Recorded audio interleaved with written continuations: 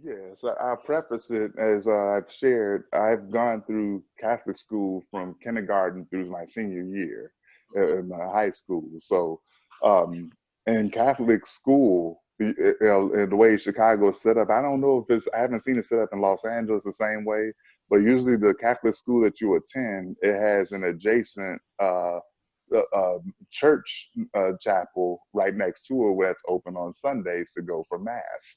And so the Catholic education was inculcated in me throughout that time period.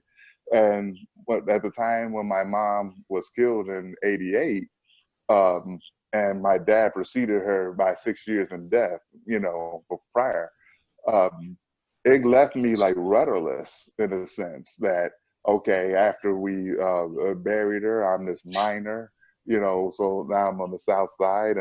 And I remember one of the big time drug dealers and gangster disciples around there. He saw me walking, and he said, hey, come here, let me holler at you for a minute. And he was sitting in his car. He was probably waiting on a deal to go down or whatever he was doing. But he knew me, he knew our family, quite well. And he said, so like, listen, he opened up his glove compartment and he had a 38 in there. And he said, I'm not putting any pressure on you, but now that your mom is gone, I need you to make your old girl proud of you. You know what I mean? And he said that if you need to, I got some heat for you. I have it. Yeah, I got that thing for you. That's what we called it in Chicago. So it was in his glove compartment, and I thought about it, and then I went back to him and said, "No, I can't swing because something telling me it's going to go bad." But that offer was made to me on a multitude of occasions, and so I went through a 3-year period between '88 and '91 where I was in pressure. I could have went in any direction. It could have went bad. If it is any time my life could have went bad, it was during those 3 years. And it's probably like I'm sure it was a 3-year period, and if I'm remembering my scriptures correctly, where it could have went bad for Jesus, or and it was a Right. 3-year period. Then Book of Revelation, if I'm not mistaken. I'm just going off of memory because that's not just Well, an his arbitrary ministry was time period. 3 years, yes. Yeah, so it was during that time where things could have went badly, But that was your and tribulation. yeah, Yes, absolutely. right. So Jericho was all around me at that time, Yeah. and when fall of '91 comes, and my um, friend who passed away in 2011, he and I were in a performing arts class, and our first speech that sophomore year, we had to give an informative speech, and he gave a speech on Islam, and my antenna just went up, and I was 15 at that time, and after the next day, I met my other friend who's still living in Chicago, right outside Chicago now, and met him in the cafeteria. I didn't know he knew my other friend, and we happened to link up like a triangle every day at the lunch counter. And my friend had already was going to, Mas Mariana, Chicago. He always he had an influence from the Nation of Islam from his uncle, if I'm not mistaken. So he was a little bit further ahead than we were. But it's just this link, this dynamic link that happened, and where like I started like for the first time in my life started seeing uh, value in a black life that was like my own.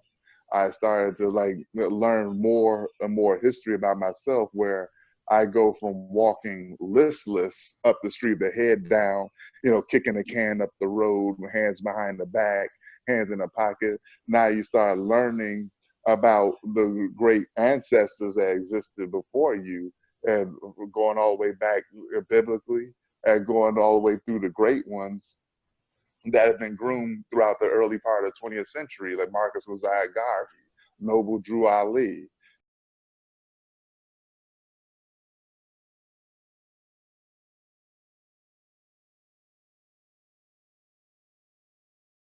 Marcus Mosiah Garvey started like black nationalism and as we know it, in the United States of America. So that's the product model that Elijah Muhammad, pulled from, to build his movement.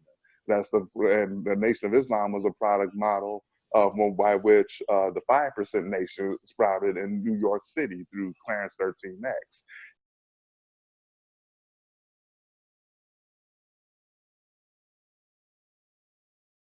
So you started during that time. Keep in mind, 88 to 91.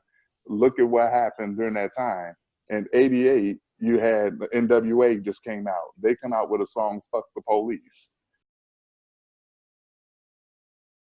That resonated with me. That resonated with the kids who grew up, in our neighborhood.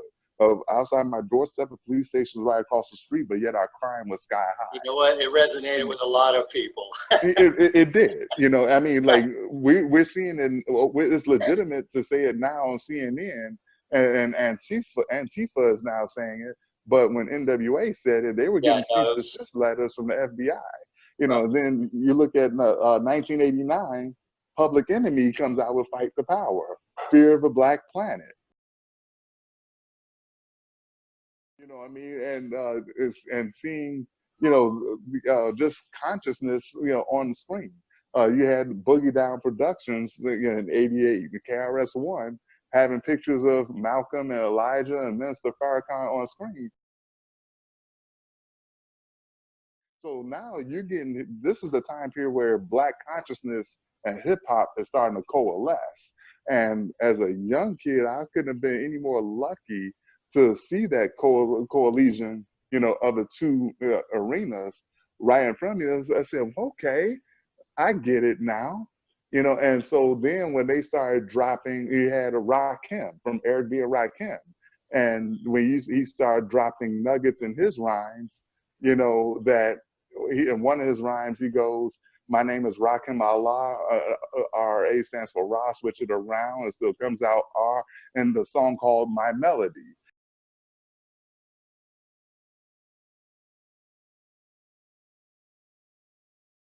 And that's a little tie-in to his ties to being a 5%er in New York. And when a 5%er is like a offshoot of what the Nation of Islam was. So you had all these hip hop artists who were embracing Black consciousness with the Islamic twist to it. You had so Queen Latifah.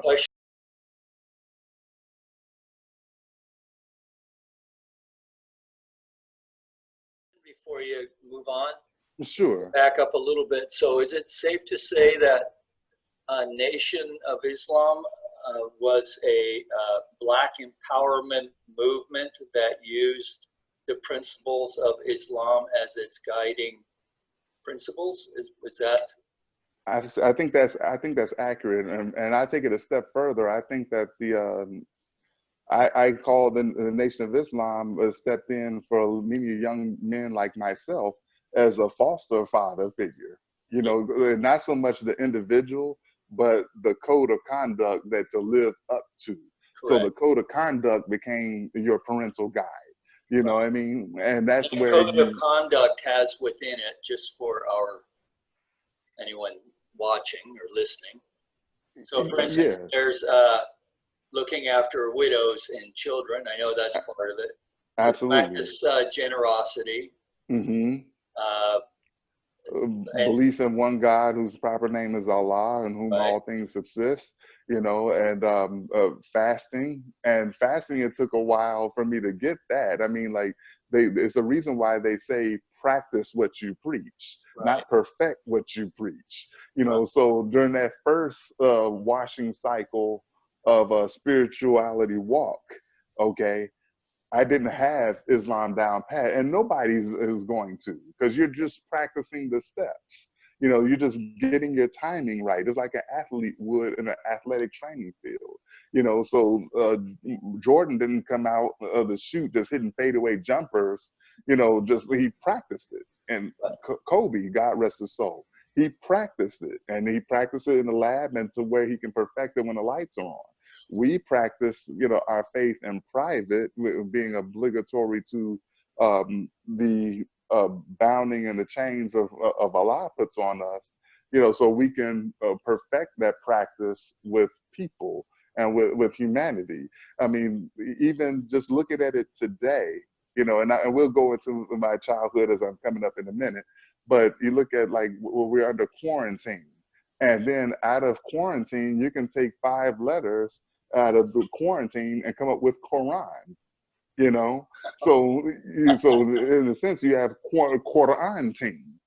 So that's pretty much, you're isolating yourself and growing in that respect. So being bound, is not nothing new in Islam. Being And bound. that's the spelling of Quran, that's closer to the Arabic than the Koran Absolutely. anglicized. Yeah, So the isn't it like QU? QUR''AN. Right. Very, And very clever. yeah, it's just an interesting, the way to be. So that when I got a hold of that way, I embraced it. I dove in head first. I mean, I started learning, more about the true history of Jesus. I started delving into, the Gospels more, delving into the Torah more. It just really like seeing, okay, I can draw a connection from myself into Scripture. I can draw a connection for myself historically through these great ones that come before me. I can draw a connection with myself to the God that created me. Right. And that was like the greatest gift that I could receive. Now, I received pushback And from you're, family. just to make the distinction, your Mm-hmm. imam up at the Majik here in Granada Hills pointed out to me that Jesus is an exalted figure in Islam, that people, Very. that, they don't see him as the Son of God, but they do. He is exalted as prophet, right? prophet. Yeah. He is a prophet. This is notion that Muslims hate Jesus, and that couldn't be further than That's the not truth. true. Yeah. That couldn't be That further was from very the truth. clear to me in my visit. And there's an entire Surah 19, that's entitled Maryam, which is Mother Mary. Mm-hmm. Jesus' mother has a whole account in the Holy Quran that's seldom spoken of.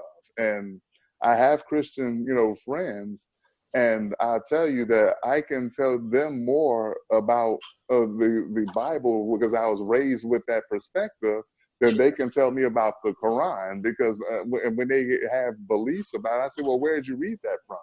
Have you read the Quran? And oftentimes they haven't read it.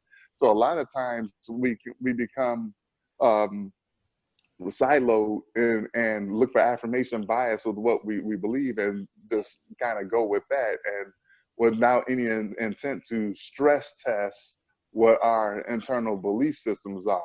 Really, like I want to take my thought and put it inside a vehicle and and make it a crash test dummy. I want to see like how well can it sustain damage when I run this thought into that wall, Right. and see like how does it come out. So you have this. So you have a faith system in Islam, and the Black empowerment movement that's looking out for its young men. Yes. And working at keeping them on the straight and narrow, let's say, and also with its young women as well, keeping them Absolutely. on the straight and narrow. So there's a very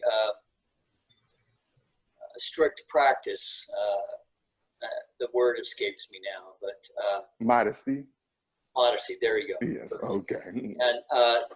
And which ties into a lot of their practices that in the West we find mysterious or maybe even feminist. I don't know why they resist the hijab so much. Is that what it's called, hijab? Hijab. Hijab. Yeah, I don't know why that it's seen as something to take as well. I suppose maybe if it's dictated in an Islamic country that you have to wear it, and Western women are, abused for it, but certainly in America, I mean, it seems to me it would be a manifestation of women's liberation. Absolutely. To wear it, right? So this is who I am, get over it, which is kind of what all the liberation movements are. And you know Well, what's yeah, and I interesting? think choice has something to do with it. That if you've Hmm. chosen to wear it, that it has power because of why you're wearing it. Even if you're not wearing a full hijab, but just covering your head. I have cousins that cover their head, Yes. and it's their choice. But for a Westerner who's used to having an individual identity, to cover themselves and be a blank, it like makes them a non-entity. Yes. And that's why there's pushback against it, because it erases your will. It You erases want me to explain what that's all about as a white male for you? You No, know, but seriously though, thanks the for the bringing thing that up. the thing about it is that the first the surah number 4, for those of you who are listening, is called Al Nisa, which means the women. And in that surah, you'll find like a whole bunch of provisions that are endowed to women that are contrary to what is propagated in Western media. And I'll give an example. Um, During a, God forbid, that doesn't happen to me, but good during a divorce, okay, a man is supposed to, with non-negotiable, give half of what he owns, to the mother of his children, the former wife, so she could sustain herself, right? Um, we live in a society where prenups are prevalent. We live in a society where you have men that are going to get their child support reduced. We live in a society where men elude and escape child support payments or spousal support payments, and are either have their driver's license taken away or are in prison for it in the Western world, right? But here you have over 1,400 years ago, you have provisions that are made that contemporary westernized men wouldn't dare, to do that. Well, hell no, I ain't giving her ass nothing, that kind of thing. And so, like, this is the kind of world that we live in that respect. Two, to also remember is there's a difference between the culture of a country and the creed of a faith. And a lot of times those two are mistakenly conflated. So when you look at a country like Morocco, for instance, Morocco is one of the few countries in the Islamic world where women aren't required to cover their heads. That's in Morocco. And but you had at the beginning of the 21st century, we were inundated with images of the Taliban uh, flogging women in the streets when they were caught driving, in their countries. That is not Islam, and nowhere in shape or form does Islam even promote or agree with that. We agree with providing provision, for our women. There is, however, and I brought this up in a talk that I did at the center about 3 years ago on Islam. Um, there is in Islam, like for instance, inheritance, where the male gets more, the percentage wise, than the female does. The reason why that's so is that for the male, his provision is supposed to take care of the female as well as himself. Any provision or dowry given to the female is hers alone. Like she can, as a bonus, say, okay, I'll buy my husband this, and this. That's fine. But she's not spiritually or scripturally obligated to do so, like the male is. So the male is the gatekeeper of that. Well, I can see, the Me Too folks come out saying, well, no, I want my stuff, this, that, and the other, but that's not what that is. That man's supposed to take care of you with what was bestowed to him. And so now if he abuses that, blame that on the characteristics of the man. Don't blame it on the scripture that was revealed by God through Prophet Muhammad, sallallahu alaihi wasallam, peace be upon him. So then, how does so we're looking at the unfolding of Black Lives Matter, for lack of a better reference.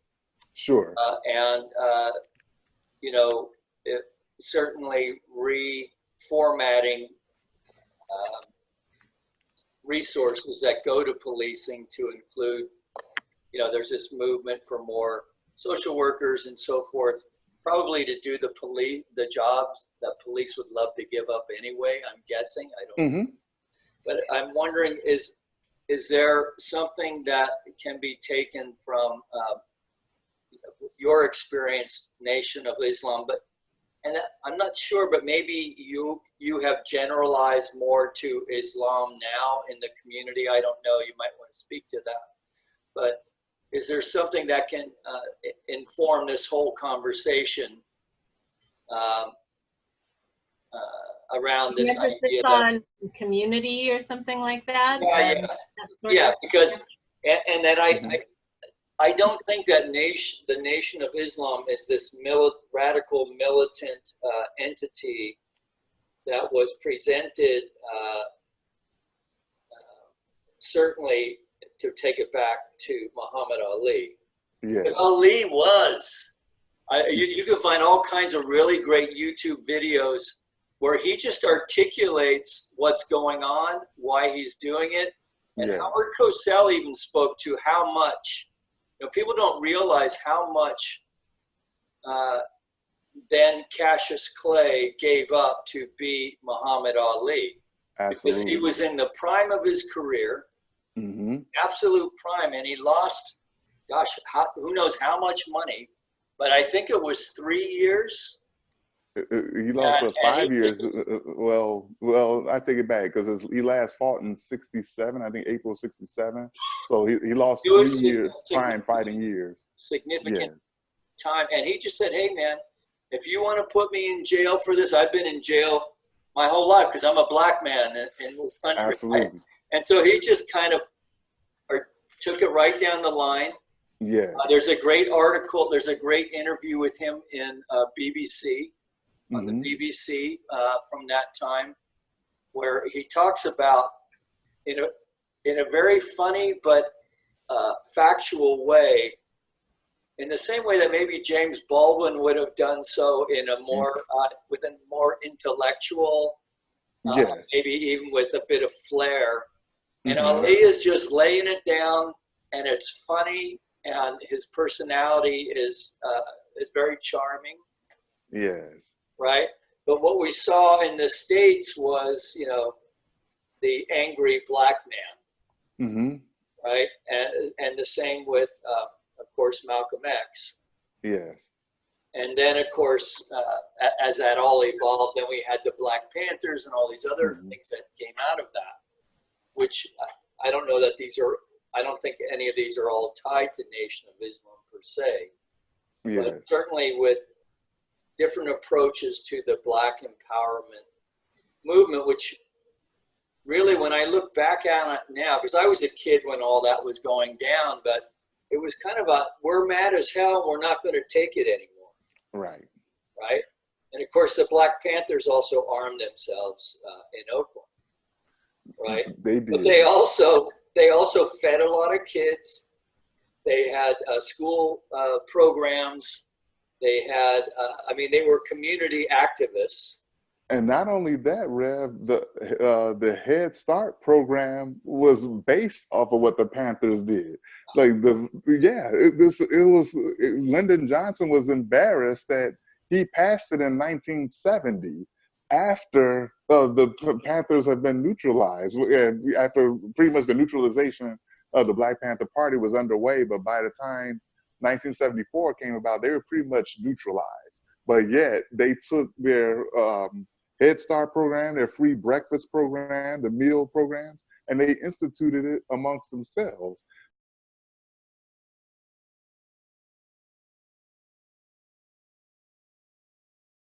And to your point of them like being armed, no soon you see white militias that are on the street now armed to the teeth and pointed at unarmed Black protesters.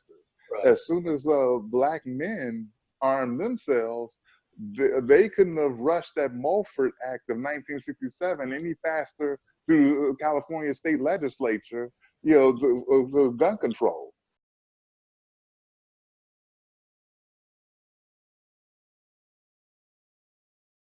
Well, That even was the, still today, right, in Michigan, where white guys showed up with guns, yes, right, and nothing happened to them, right. right? You They know, weren't even ticketed.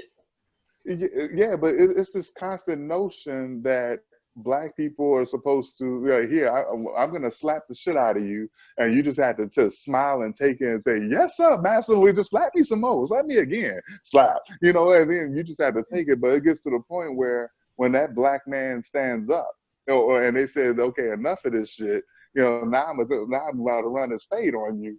Then now all of a sudden, oh, he's angry. Oh, now you're clutching pearls and you're acting like here come King Kong beating his chest, come to take you out. And then the damsel in distress, angle comes out, and that's the part that kind of pushback. So they legislate and they criminalize the reaction, but they don't regulate and criminalize the stimulus to that reaction. Right. Mm-hmm. Yeah. Well, and it appears that there's enough momentum now to keep the heat on, to make for real change. I'm just monitoring the stuff that I'm seeing come through the interfaith council Mm-hmm. and the various meetings that are taking place. So, of course, there's always been talk, right? And so now Mm-hmm. we'll see if there'll be action with talk. But our I'm young sorry. people,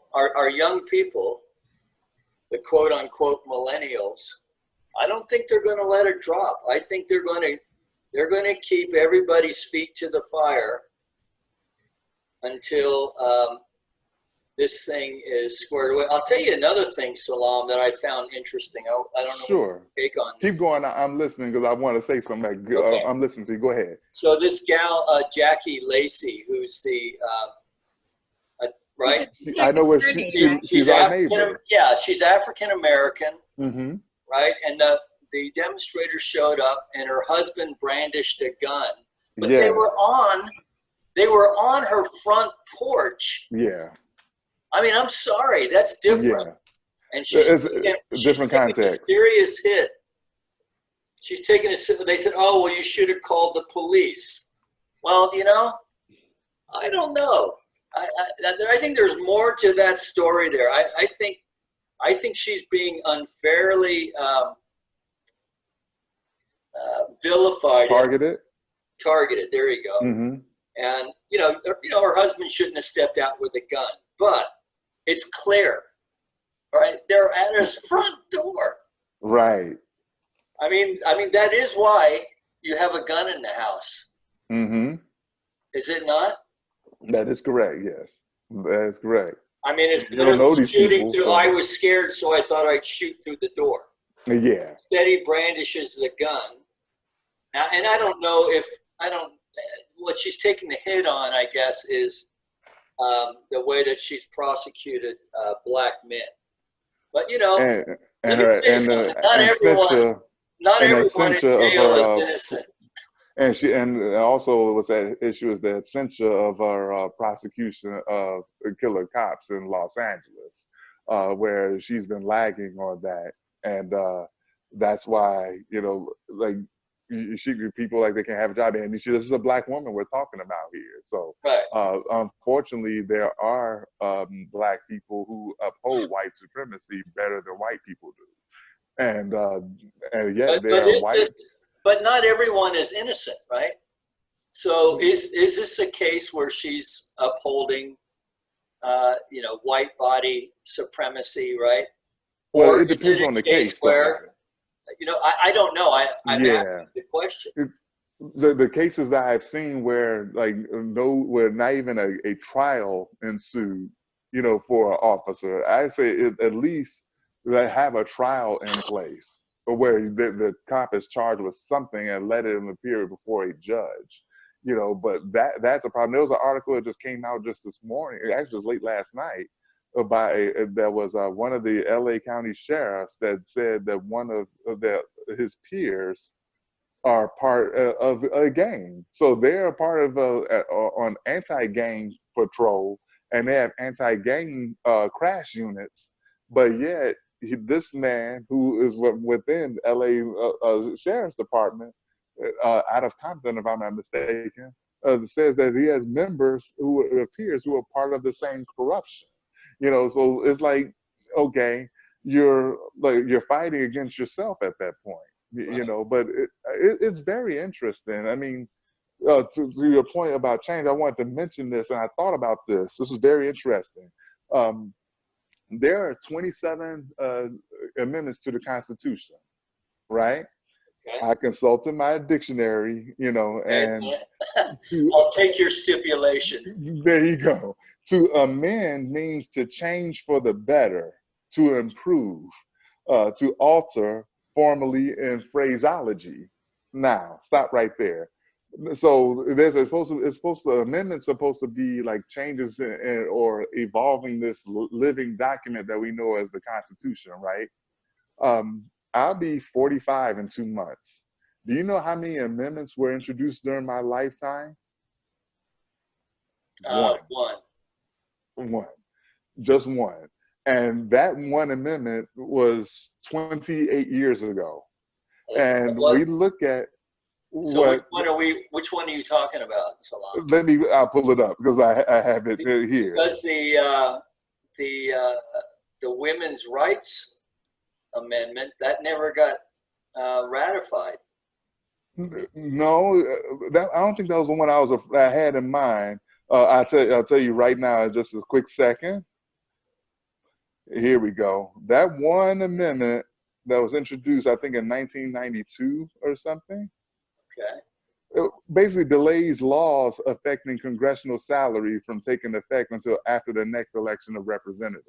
So it really had no causal effect, Right. on the citizenry of the United States. Well, that's the butter your bread amendment. Absolutely. And prior to that, that legislation was introduced in May of 1992. I was 17 years old. I was going on 17 years old. And there hasn't been an amendment since then. And the amendment before that was a 26th Amendment, which gave the right to vote to folks 18 years of age or older. Oh, that's right. Yeah, and that was in 1971. I wasn't even born yet. So now if we taking amend to mean to make better, and then you had what can I say, in order to form a more perfect union. Are we saying if we're not improving, are we saying that we've stagnated in terms of change? Are we saying that we are a perfect union? Well, history stands to reason that we are not indeed perfect. And I recall the talk that you did, Rev, on you titled it "Building an Effective Me" on March 22nd, and you mentioned a quote in there that to rise up out of a condition that no longer serves us is a mental treatment. So my question to you is, has America as a society truly gone mental if it failed to evolve? And if it failed to evolve, just like a fetus that contains stage after stage during a trimester, if that fetus doesn't evolve, that fetus dies. So what we're seeing is a country that's in death, because we don't provide that mental treatment that you quoted back on March 22nd. I just wanted to put that out there to get your thoughts on that. How we have only seen one amendment during my lifetime. Okay, we are not a perfect union as you see this country up in smoke, and there's no willingness, no matter how many laws have been passed on the local circuit or the county or the city, nothing has changed that constitution. So that document is essentially dead. Yeah, so if that document has ceased to grow in 28 years, it's a dead document. Well, What are we going to do to put the the defibrillators on it to revive that thing. You see what I mean? Well, I do, and I think really because I ponder things similar to this. Mm-hmm. I think really what we have going on right now in our country is that we don't have enough of the electorate participating in it. And so that leaves it open to manipulation by the power structures that really don't want change, Mm-hmm. right? Because the system is working for them. And having said all that, I think what we're witnessing is really a huge upheaval. Yes. Right. To that, I think it must amend itself or evolve, because it's not sustainable the way that we're currently practicing it. And then on top of all of that, we have social media that has really allowed people to just work their thumbs and think that that's a call to action. I call that thumb wrestling. Yeah, when all they've really done is just inflame an opinion. Mm-hmm. You know, maybe a few people went down and marched or whatever, but when people show up in mass at a neighborhood council meeting or a city council meeting or the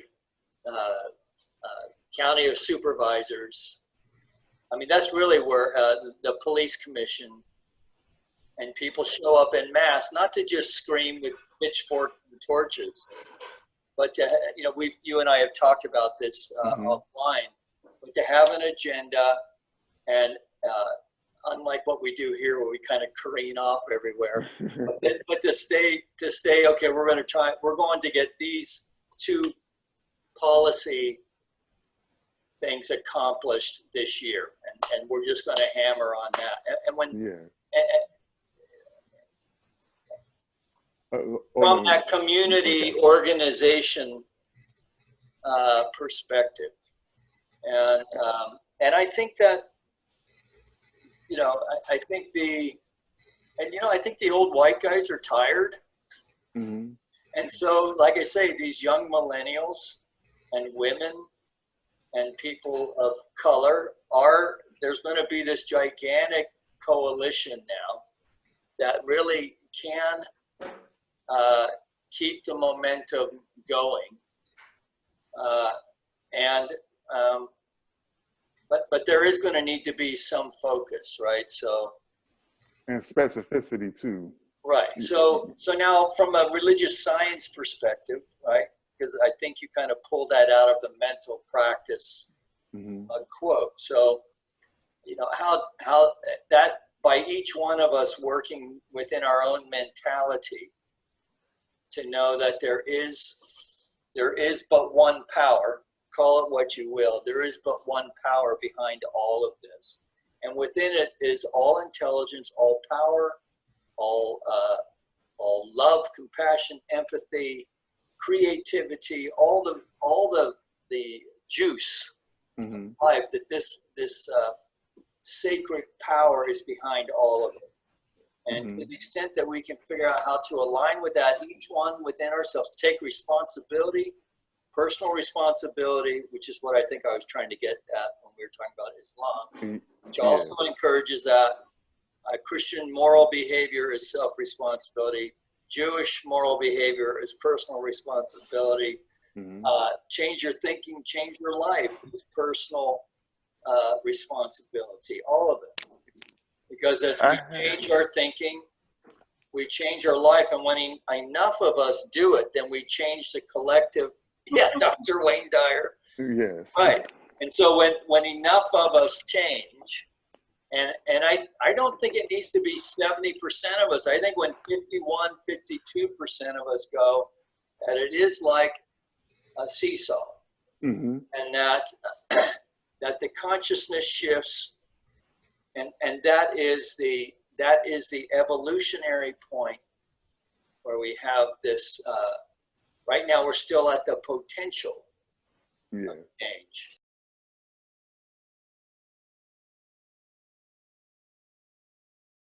Now, it's up to us to take advantage of this Black Lives Movement. That I think thoughtful people in the police forces are listening. The city councils are listening. And in November, there'll be a lot more people listening more intently. And that, as somebody once said, change is gonna come. And so we just need to make sure that that change is change for good, that raises as many people as possible. And like I said on Sunday, we gotta, in my opinion, we gotta address the needs of Black folk first, because they've been waiting the longest. Absolutely. And I actually have to go because I have to do the meditation tonight. Yeah. Yes. So I think that was a nice place to tie a bow on it, to give it all back to our viewers and listeners as personal responsibility, and look at what is ours to do, and that's the homework. Yes. And then A lot to cover in 3 weeks of a gap. So. Yeah. Yes. So thank you, Salaam, for joining us. Thank you, Reverend Mike. We're glad to have you back. And thanks for watching us, and stay tuned. Well, and I would like to thank, I would also like to thank Salaam for making himself available for doing this, because we have, I don't know that folks really understand what a wonderful resource Salaam is, just from not only his personal history, but just his grasp of what's going on. So I appreciate that, Salaam. Thank you. And appreciate you, Malayna, and I appreciate you, anyone who's still watching. And I'll see you later. Thank you, Malayna. Okay. Thank you, Salaam. And you get to stop recording, Rev. Okay.